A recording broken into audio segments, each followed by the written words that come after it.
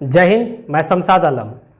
आज हम लोग जिस विषय पर बात करने वाले हैं वो आपका बेरोजगार छात्र के बारे में बात करने वाले हैं, क्योंकि जिस लगन, जिस मेहनत से, जिस उम्मीद से वो कंपटीशन की तैयारी में, सरकारी नौकरी की तैयारी में लगे हुए थे, क्या उन्हें क्या सफलता मिली या फिर उन्हें क्या इनाम मिला, आज उस विषय पे हम लोग बात करेंगे।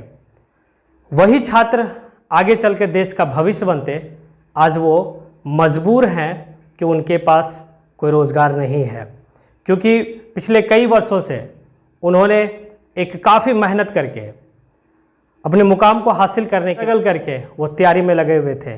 लेकिन सरकार की क्या रवैया रही इन छात्रों के प्रति, आज हम लोग कुछ आंकड़ा को देखेंगे और इसी आंकड़ा के माध्यम से हम लोग आज समझने की कोशिश करेंगे। तो चलिए देखते हैं कि सबसे पहले एसएससी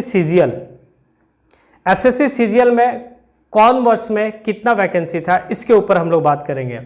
चलते हैं सबसे पहले 2012 में, और 2012 में देखते हैं कि 2012 में 16,119 सीट के लिए वैकेंसी आई थी। जो वैकेंसी थी 16,119 सीट के लिए। 2013 में वो घट के 16,114 सीट के लिए 2013 में। 2014, ये डेट याद रखिएगा, ये डेट को आपको याद रखना होगा, क्योंकि इसी डेट में उन छात्रों से वादा किया गया था, और क्या वादा किया गया था आपको पता है, तो इसीलिए आप इस डेट को याद रखेंगे कि 15,549 सीट के लिए वैकेंसी आई थी एसएससी सीजीएल में 2015 में। 2014 के बाद जितने भी डेट है वो सारे डेट पे आप फोकस कीजिएगा और याद कीजिएगा। 2015 में 8,561 सीट के लिए वैकेंसी आई थी। 2016 में 10,661 सीट के लिए वैकेंसी आई थी। 2017 में 8,134 सीट के लिए। 2018 में 11,271 सीट के लिए, और 2019 में 8,582 सीट के लिए वैकेंसी आई थी। अब आप देखेंगे कि 16,119 सीट 2012 में और 2019 में 8,582 सीट, यानी कि आप आकलन लगा सकते हैं कि 2012 बेहतर है छात्रों के लिए या 2019 बेहतर है छात्रों के लिए। अब हम चलते दूसरी आंकड़ा की ओर, जिसमें काफ़ी लगन और काफ़ी मेहनत से लोग लगे हुए रहते हैं। IBPS PO, bank PO, IBPS conduct करता है एग्ज़ाम को बैंक के लिए। 2013 में 21,680 सीट के लिए वैकेंसी निकली थी बैंक पीओ के लिए। 2014 में, अब इस डेट से लेकर 2020 तक आप लोग ध्यान रखिएगा, क्योंकि यहाँ वादा किया गया था आपसे, और क्या वादा किया गया था वो भी आपको पता है, और किनके द्वारा वादा किया गया था कि कितना करोड़ नौकरियां प्रत्येक वर्ष देंगे वो भी आपको याद है। 2014 में 16,721 सीट, 2015 में 12,434 सीट, 2016 में 9,456 सीट, और 2017 में 3,562 सीट। जी, 2017 में 3,562 सीट, कोरोना नहीं था यहाँ पे। 2018 में 4,252 सीट, 2019 में 4,336 सीट, और 2020 में 1,167 सीट। 2013 याद रख लीजिए और 2020 याद रख लीजिए, दोनों में फ़र्क आप कर लीजिए कि मेरे लिए 2013 बेहतर है या मेरे लिए 2020 बेहतर है। 2013 बेहतर था या 2020 बेहतर है, ये आपको खुद डिसाइड करना होगा, क्योंकि आप एक छात्र हैं और आप एक पढ़े लिखे अच्छे सूझबूझ रखने वाले छात्रों में से एक छात्र होते हैं। रेलवे की बात ही हम नहीं करते हैं यहाँ, तो अब बात ही अलग है करना, क्योंकि क्या हो गया रेलवे का वो आपको पता है कि रेलवे किस कगार पे चला गया है, कहाँ चला गया है। भारतीय रेल से कहीं दूसरे रेल में तब्दील हो गया कि नहीं हुआ वो आपको पता है। कुछ आंकड़ा और कुछ बात पे हम थोड़ा सा लॉजिक पे बात करेंगे आपके साथ।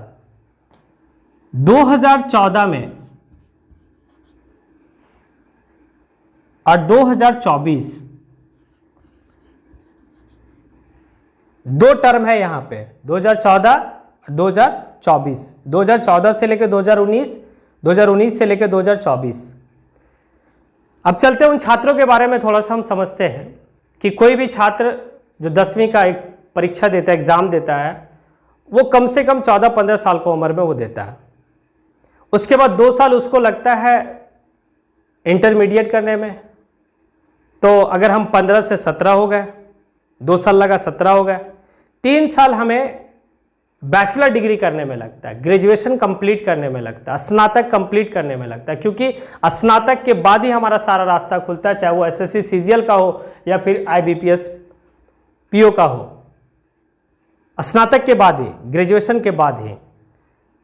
तो 17 साल की उम्र में इंटरमीडिएट कंप्लीट किया, अब 3 साल का ग्रेजुएशन है उसके पास। 20 साल बहुत बढ़िया से चला है तो 20 साल में ग्रेजुएशन कंप्लीट करता है और 1-2 साल कंपटीशन का तैयारी करने में, गवर्नमेंट सर्विस की तैयारी करने में वो लगा हुआ, चाहे वो एसएससी सीजीएल के लिए लगा हुआ, चाहे वो आईबीपीएस पीओ के लिए लगा हुआ, या फिर आपका एसएससी क्लर्क के लिए लगा हुआ हो, या बैंक क्लर्क के लिए लगा हुआ, या रेलवे के लिए लगा हुआ। उनकी उम्र अब है 21 से 22 साल हो गया।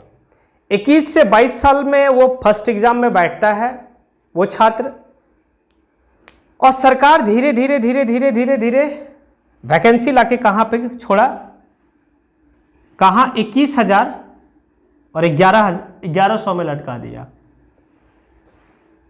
कहाँ 16,000 8,000 में लटका दिया।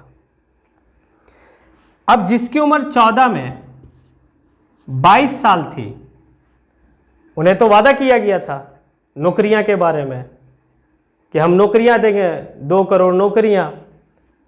अब इसकी उम्र 10 साल के बाद 32 साल होती है।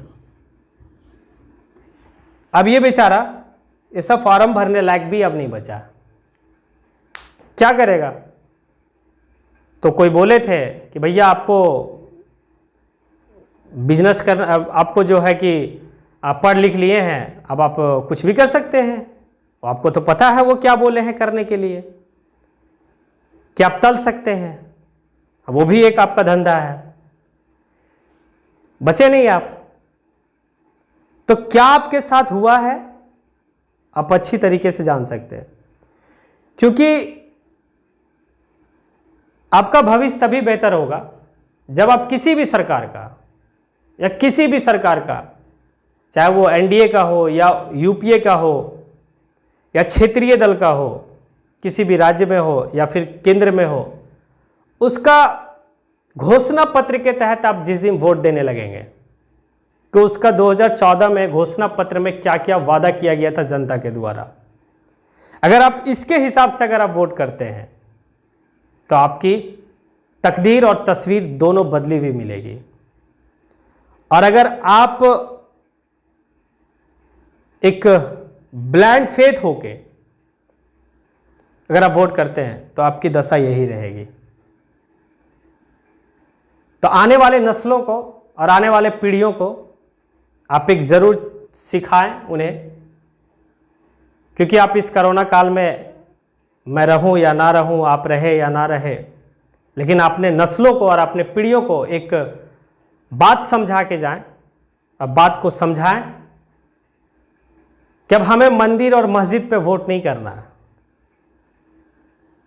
हमें धर्म के आधार पे वोट नहीं करना, हमें जाति के आधार पे वोट नहीं करना, हमें जात के आधार पे नहीं वोट करना, हमें वोट करना है शिक्षा के आधार पे, हमें वोट करना है हॉस्पिटल के, स्वास्थ्य के आधार पे, हेल्थ के आधार पे, हमें वोट करना है रोजगार के आधार पे। अगर हमें रोजगार मिल गया तो हम सब चीज़ कर लेंगे। ये सारी बात आज के वीडियो में हम डिस्कस करने के लिए आए थे। हमें लगा कि ये बात आप लोग के साथ हम साझा करें। अगर आप लोग को अच्छा लगा हो तो आप इस वीडियो को ज़्यादा से ज़्यादा शेयर करें। खत्म होती है। जय हिंद, जोहार झारखंड।